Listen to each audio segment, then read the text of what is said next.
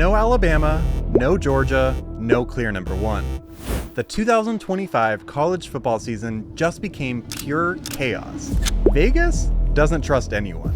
Not one team has better than plus 550 odds. Only 3 of the top 10 title contenders returned their starting quarterback, and the COVID-era super seniors are all gone. The dynasties have reset. The transfer portal is a war zone. And for the first time in a long time, this field feels wide open. My name is Zach, welcome to the Sports Corner at Choose Adventure Media, and today we're diving into why the 2025 season might be the most unpredictable year college football's had in over a decade. Let's get into it.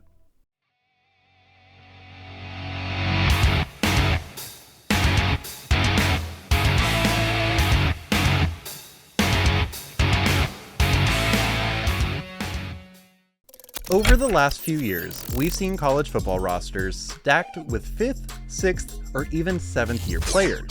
And there's a reason for that. Back in 2020, when the COVID-19 pandemic disrupted the season, the NCAA granted every college athlete an extra year of eligibility. It didn't matter if you played the full season or opted out entirely, your eligibility clock paused. And a lot of players did opt out or redshirt that year. Some of them stuck around for 5, 6, even 7 years of college football. This created rosters filled with veterans, grown men with years of reps, game film, and experience under their belts. But now that advantage is gone.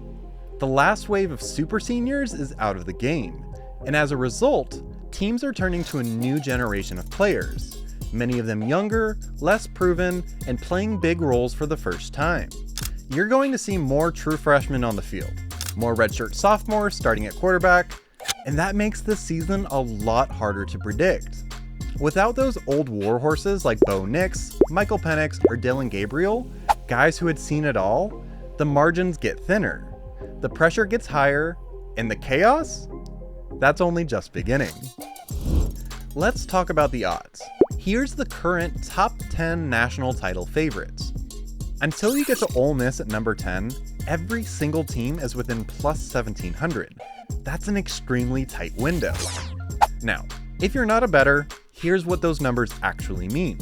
Plus 550 means if you bet $100 on Texas to win it all, you'd win $550 if they do. Plus 1700 means a $100 bet on LSU, for example, would pay $1,700. So, the bigger the number, the longer the odds, and the less confident Vegas is in that team to win it all. And what's wild is that nobody is getting those short, ultra-confident odds we're used to seeing in the Alabama and Georgia dynasties.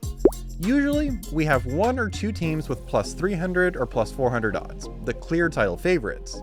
But in 2025, nobody has separated themselves. The odds makers are basically saying, we're not sure who's going to win this thing, and you shouldn't be either. Now, let's layer in the quarterback question. Of those top 10 teams, only 3 returned their starting quarterback from last year. Penn State brings back Drew Aller, Clemson brings back Cade Klubnik, and LSU brings back Garrett Nussmeier. And even those guys aren't guaranteed to make the leap. Aller has the talent, but has struggled with consistency. Klubnik has been up and down, and Nussmeier is a very good college quarterback, and this is gonna get me some hate comments, but I don't know if he's good enough to carry a team to a national championship. But even beyond quarterback, these teams are turning over major parts of their rosters. Just look at the returning production rankings, the percentage of last year's output on offense and defense coming back in 2025. That's 4 of the top 10 teams all bringing back less than half of their production. And they're not alone. Alabama, Penn State, and LSU all have to replace about 1/3 of their production from last season. Clemson's the only anomaly in this equation, returning 80% of its production, and that's the highest in the country. And yet, they're still not considered an elite title threat because of questions at offensive coordinator and overall explosiveness on the offensive side of the ball. All of this just reinforces what we already suspected. Parity is real in 2025, nobody has the upper hand. Alright, quick timeout. If you're enjoying this breakdown and you love getting past the box score to really understand the game, do me a solid please and hit that subscribe button. We're all about the why and the how of college football here, and you won't want to miss what's coming this season. Now, let's get back to it. If there is one team I do think that should be the favorite, it's the Texas Longhorns. Not just because of the quarterback, although Arch Manning has enormous upside, but because of what they're bringing back on the defensive side of the ball. Last year, Texas gave up just 4.4 yards per play, the third best mark in the entire country. They also allowed just 24 total touchdowns, which tied for the third fewest in the nation. That kind of defensive efficiency wins championships. And it helps that Steve Sarkisian has built their roster through elite recruiting on both sides of the ball. They've got serious blue chip depth, and they're not relying on transfers to patch holes. These are guys they've already developed. Offensively, there's plenty to be excited about too. Arch Manning may not be proven yet, but he has NFL caliber tools.